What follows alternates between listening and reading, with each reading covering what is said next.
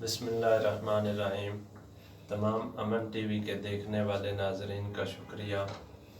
آج ہم آپ کے سامنے ایک نئے موضوع کے ساتھ پیش ہوئے ہیں کہ اتنا پیارا ملک ہونے کے باوجود اللہ تعالیٰ نے اتنی پیاری سرزمین دی ہے اور اتنے پیارے لوگ دیے ہیں، اس کے باوجود کیا مسئلہ ہے کہ ہمارے ہاں کرپشن اتنی زیادہ کیوں ہوتی ہے اور اس کی کیا وجوہات ہیں؟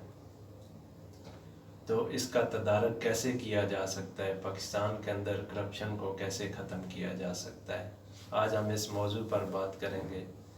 اصل میں کیا ہے کہ اگر جسم کے اندر جب کوئی پھوڑا یا پھنسی نکل آئے تو اس کو فوری طور پر ختم کیا جاتا ہے، اس کا علاج کیا جاتا ہے۔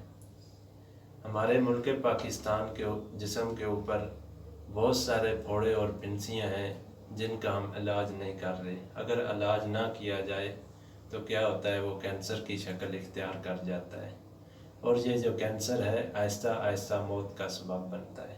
تو اس کے لیے اس کا علاج کرنا بہت ضروری ہے۔ تو پاکستان کے اندر کیوں کرپشن ہو رہی ہے اور اس کو کیسے ختم کیا جا سکتا ہے، آج ہم اس پہ بات کریں گے۔ اصل میں ہمارے ہاں سب سے جو بڑی وجہ ہے کرپشن کی، وہ دین سے دوری ہے۔ ہم اللہ تعالیٰ کے احکامات کو پس پشت ڈال کر ہم اپنی حسد اور اپنے جو ہماری خواہشات ہیں ہم ان کے پیچھے پڑے ہوئے ہیں۔ نبی صلی اللہ علیہ وسلم نے فرمایا، ایک زمانہ آئے گا کہ میری امت کو وہن کی بیماری لگ جائے گی۔ صحابہ اکرام نے پوچھا، یا رسول اللہ وہن کیا ہے؟ نبی صلی اللہ علیہ وسلم نے فرمایا کہ حب الدنیا و کراہیت الموت، کہ دنیا کی محبت لوگوں کے اندر پیدا ہو جائے گی اور موت سے نفرت ہو جائے گی، انہیں یاد بھی نہیں ہوگا کہ ہم نے مرنا بھی ہے۔ تو اصل میں سب سے بڑی وجہ یہ ہے کہ ہمیں آج وہن کی بیماری لگ گئی ہے۔ ہماری دنیا سے محبت، دنیا سے امیدیں اتنی زیادہ ہو چکی ہیں کہ ہم سمجھتے ہیں کہ ہم نے اس دنیا کے اندر ہمیشہ ہمیشہ کے لیے رہنا ہے، ہم نے مرنا نہیں ہے، ہم نے اللہ تعالیٰ کے سامنے پیش نہیں ہونا ہے، ہمارے اعمال کا بدلہ نہیں دیا جائے گا، اچھے اور برے عمل ہمارے نہیں دیکھے جائیں گے۔ تو اس لیے سب سے بڑی وجہ یہ ہے کہ اس لیے ہماری قوم کے لوگ جو ہیں اکثر غلط کاریوں کے اندر پڑے ہوئے ہیں۔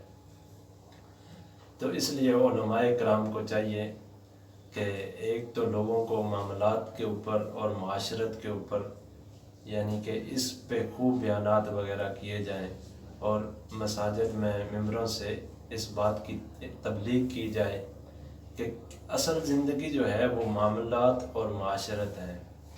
ہم اصل میں کیا ہوا کہ ہم دین صرف نماز روزے کو سمجھتے ہیں کہ نماز روزہ ہی دین ہے، حالانکہ نماز روزہ تو دین کا ایک رکن ہے۔ اصل پورا دین جو ہے وہ ہماری پوری زندگی ہے، ہمارا اٹھنا، ہمارا بیٹھنا، ہمارا چلنا، ہمارا پھرنا، ہمارا بات کرنا، ہماری معاشرتی زندگی، ہماری معاملاتی زندگی، ہمارا بزنس، یہ ساری چیزیں دین ہیں۔ اس کے لیے ہمیں ہر چیز کے اندر دیکھ کر چلنا چاہیے کہ اس میں میرے دین کا کیا حکم ہے، میرے اللہ اور اللہ کے رسول صلی اللہ علیہ وسلم کا کیا حکم ہے اور نبی صلی اللہ علیہ وسلم کی اس معاملے میں کیا تعلیمات ہیں، کہیں میں اللہ اور اللہ کے رسول کو ناراض تو نہیں کر رہا۔ دوسری جو وجہ ہے وہ ہے غلط نظام حکومت۔ اصل میں جو پاکستان کا جمہوری نظام ہے وہی غلط ہے۔ اکثر میرے دوست جو ہیں وہ مجھ سے کہتے ہیں کہ آپ ہمیشہ جمہوری نظام پہ تنقید کرتے ہو، تو میں ان سے کہتا ہوں کہ آپ اس جمہوری نظام کو دیکھ لیں اور اسلامی نظام کے ساتھ اس کی مطابقت کریں تو آپ کو پتہ چلے گا کہ اس جمہوری نظام کا ہر عمل وہ اسلام کے مخالف ہے، ہر چیز جو ہے وہ اسلام کے مخالف ہے۔ اصل میں شرعی نظام کو ختم کرنے کے لیے جو غیروں نے نظام پیدا کیا تھا وہ یہ جمہوری نظام ہے، جس کے اوپر آج ہم چل رہے ہیں اور جس کی بقا کی ہم لوگ آج جنگ لڑ رہے ہیں۔ حالانکہ اسے تو چاہیے تھا کہ ہم اس نظام کو اپنے ملک سے باہر نکال پھینکتے ہیں، اور اس نظام کو نکالنے کی بجائے ہماری مذہبی اور سیاسی جماعتیں جو ہیں اس کو مضبوط کر رہی ہیں دن بدن۔ یہ ایسے ہی ہے جیسے کہ گاؤں کے اندر ایک کنویں کے اندر کتا گر گیا تو وہ گاؤں کے علماء کرام کے پاس گئے اور ان سے پوچھا جی ہمارے گاؤں کے کنویں میں کتا گر گیا ہے، تو آپ بتائیں جی ہمارے کنویں کا پانی کیسے پاک ہوگا؟ تو کسی ایک عالم نے کہا کہ آپ جائیں جی اس میں سے 10 ڈول پانی نکال لیں تو آپ کا کنواں پاک ہو جائے گا۔ لیکن پھر بھی بدبو وہیں کی وہیں رہی، پانی پاک۔ پھر وہ دوسرے کے پاس گئے، تیسرے کے پاس گئے، اسی طرح سب یہی کہتے رہے کہ کنویں میں سے پانی نکالو، 10 ڈول پانی نکالو تو تمہارا کنواں پاک ہو جائے گا، لیکن کسی نے کتا نکالنے کے لیے نہیں کہا۔ اگر کوئی کتا نکالنے کے لیے کہہ دیتا تو پاک ہو جاتا۔ اسی طرح ہمارے ملک کے اندر وہ جمہوری نظام کو تو صحیح کرنے کے در پہ لگے ہوئے ہیں، آئین کی یہ شک ایسے کر دو، اس شک کو ایسے کر دو، یہ نکال دو، یہ ڈال دو، لیکن اصل جو کتا ہے کنویں میں، یہ جمہوری نظام اس کو نہیں نکال رہے۔ تو بنیادی جو ہمارے ملک کے اندر جو بنیادی کرپٹ چیز ہے وہ یہ جمہوری نظام ہے۔ آپ خود دیکھیں کہ ایک MNA یا MPA کو حکومت میں آنے کے لیے کتنے پاپڑ بیلنے پڑتے ہیں، کس طرح وہ لوگوں کے پیسے دے کے ووٹ خریدتا ہے، کس طرح گاؤں کے جو چودھری ہیں ان کو اپنے قبضے میں کرتا ہے، کس طرح جا کے برادریوں کے اندر یعنی کہ وہ بیٹھ کر برادریوں کو اپنے حصار میں لے کے اپنے ووٹ حاصل کرتا ہے، پیسے بے شمار پیسہ خرچ کیا جاتا ہے، بے شمار طاقت خرچ کی جاتی ہے۔ چھوٹے چھوٹے گروپ اور گروہ انہوں نے بنائے ہوتے ہیں جو کہ گاؤں وغیرہ کے اندر یا گاڑیاں دی جاتی ہیں، ان کو گنے دی جاتی ہیں، ان کو پیسہ دیا جاتا ہے، ایک پورا بدماشیہ والا سسٹم بنایا جاتا ہے، صرف کیا ایک MNA کے بننے کے لیے۔ اب جب وہ بنتے ہیں تو پھر ایک کھینچا تانی شروع ہو جاتی ہے، جی اب وزیر اعلیٰ کون بنے گا اور وزیر اعظم کون بنے گا۔ تو اس کے اندر پیسے کا جوڑ توڑ چلتا ہے، تعلقات چلتے ہیں، کرپشن ہوتی ہے، ووٹ خریدے جاتے ہیں کروڑوں میں، اربوں کے اندر پیسے دے کے ایک یعنی کہ MNA MPA کو خریدا جاتا ہے۔ تو یہ سارا کرپٹ نظام ہے۔ اور آپ خود بتائیں، جو آدمی پیسہ لگاتا ہے کیا اسے پیسہ کمانا نہیں ہے؟ ہاں اسے پیسہ کمانا ہے۔ پھر وہ کیا کرتا ہے؟ وہ جو ہے اپنے کرپٹ سسٹم کے ذریعے سڑکوں کے ٹھیکے اپنے لوگوں کو دیتا ہے، اس میں سے اپنی کک بیک لیتا ہے، اپنے یعنی کہ چیزیں لیتا ہے، اپنے من پسند لوگوں کو دیے جاتی ہیں چیزیں، اور اسی طرح جو ہے بڑے بڑے گھپلے ملک کے اندر ہوتے ہیں۔ اور کیا ہوتا ہے آخر میں اگر کوئی پکڑا بھی جاتا ہے تو تیسری جو بنیادی چیز ہے وہ ہے غلط نظام عدالت۔ پھر وہ اس کی کرپشن جو ہے وہ عدالت کے اندر چلی جاتی ہے، اور عدالت جو ہے کیا کرتی ہے؟ عدالت اس کے لیے ایک بینچ بٹھا دیتی ہے، ایک عدالتی بینچ بٹھا دیا جاتا ہے، اس کا جو کیس ہے وہ IB کو پیش کیا جاتا ہے، IB پتہ چلتا ہے جی کہ IB ناکام ہو گئی ہے۔ یہ تو اسی طرح ہی ہے کہ ایک آدمی تھا تو اس نے ایک نوکر رکھا، اس کو کہا کہ آپ نے مجھے ہر روز 1 کلو دودھ پلانا ہے۔ تو چند دن تو دودھ خالص ملتا رہا، لیکن پھر نوکر نے کیا کیا کہ 1 پاؤ دودھ خود پینا شروع کر دیا۔ اب وہ 1 پاؤ دودھ خود پینا شروع کر دیا تو مالک کو پتہ چلا کہ یہ جی دودھ کے اندر گڑبڑ ہو رہی ہے۔ تو اس نے کیا کیا؟ اس نے ایک اور نوکر جو ہے اس کی نگرانی کے اوپر رکھ دیا کہ تم نے اس پہ نظر رکھنی ہے کہ یہ دودھ کے اندر کرپشن نہ کرے۔ تو اب کچھ دن تو خالص ملتا رہا، لیکن بعد میں دونوں مل گئے اور پاؤ دونوں نے پینا شروع کر دیا، اور آدھا کلو دودھ کے اندر آدھا کلو پانی ملا کے مالک کو پلانا شروع کر دیا۔ مالک کو پتہ چلا جی پھر گڑبڑ ہو رہی ہے، تو مالک نے کیا کیا؟ ایک اور نوکر ان کے اوپر رکھ دیا کہ آپ نے ان کی نگرانی کرنی ہے۔ تو 4 دن تو خالص ملا، لیکن پھر تینوں مل گئے اور تینوں نے 1 پاؤ پینا شروع کر دیا۔ تو مالک کو 1 پاؤ کے اندر صرف 1 پاؤ کے اندر 3 پاؤ دودھ ملا کے پلانا شروع کر دیا۔ اس سے مالک کی صحت بھی گرنا شروع ہو گئی۔ تو اب پھر پتہ چلا جی مالک صاحب کو کہ گھپلا ہو رہا ہے، دودھ کے اندر گڑبڑ ہو رہی ہے۔ تو انہوں نے کیا کیا؟ ایک چوتھے آدمی کو ان کی نظر کے لیے رکھ دیا کہ آپ نے جی ان کی نگرانی کرنی ہے، ان پہ نظر رکھنی ہے۔ اب 4 دن تو خالص ملا، لیکن چاروں مل گئے۔ جب چاروں مل گئے تو انہوں نے کہا اب دودھ تو 1 کلو ہے، اگر پاؤ پاؤ ہم پئیں گے تو مالک کو کیا پلائیں گے؟ تو انہوں نے ایک مکمل پلان بنایا، اور جب مالک رات کو سو جاتا تو مالک کے اونٹوں پر اور مونچھوں پر وہ دودھ کی تھوڑی سی ملائی لگا دیتے۔ صبح مالک اٹھتے اور پوچھتے آپ نے مجھے دودھ نہیں پلایا؟ کہتے جی شیشہ لاؤ، یہ دیکھیں جی مالک آپ نے دودھ پیا تھا، ابھی بھی اس کی لگی ہوئی ہے آپ کے اونٹوں پہ۔ تو یہ ہمارا نظام ہے کہ یعنی کہ جو کوئی آدمی اگر کرپشن کرتا ہے تو اس کی کرپشن جب عدالت میں جاتی ہے تو پتہ چلتا ہے جی جج خرید لیے گئے ہیں، یا جو عدالت کے اندر جو بینچ بنایا جاتا ہے پتہ چلتا ہے اس کو خرید لیا گیا ہے۔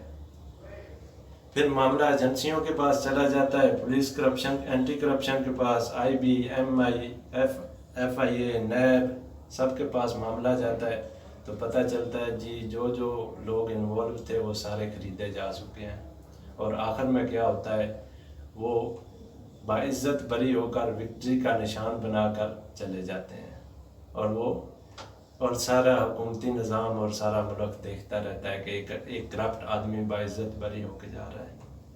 تو اس کے لیے کیا عمل کیا جا سکتا ہے کہ ہمارے ملک کے اندر سے کرپشن ختم ہو جائے، ہمارے ملک سے یہ ساری چیزیں ختم ہو جائیں؟ اس کے لیے صرف ایک ہی چیز ہے، وہ ہے شرعی نظام، اسلامی شرعی نظام۔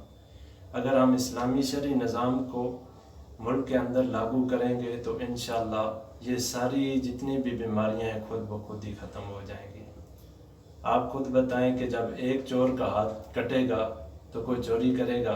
حضرت مولانا مکی صاحب فرماتے ہیں کہ میں نے ایک حکومتی عہدیدار سے بات کی، میں نے کہا پاکستان کے اندر اسلامی نظام ہونا چاہیے اور شرعی سزائیں ہونی چاہیے، تو وہ کہنے لگے مولانا صاحب آپ کیا بات کرتے ہیں، اگر ایسا ہوا تو آدھے ملک کے ہاتھ کٹ جائیں گے۔ تو مولانا صاحب کہتے ہیں میں نے فرمایا کہ دیکھو اگر ایک درخت کے اوپر 20 پرندے بیٹھے ہوں تو آپ ایک کا نشانہ لے کے گولی چلاؤ تو باقی 19 بیٹھے رہیں گے؟ کہا نہیں جی بالکل نہیں، وہ اڑ جائیں گے۔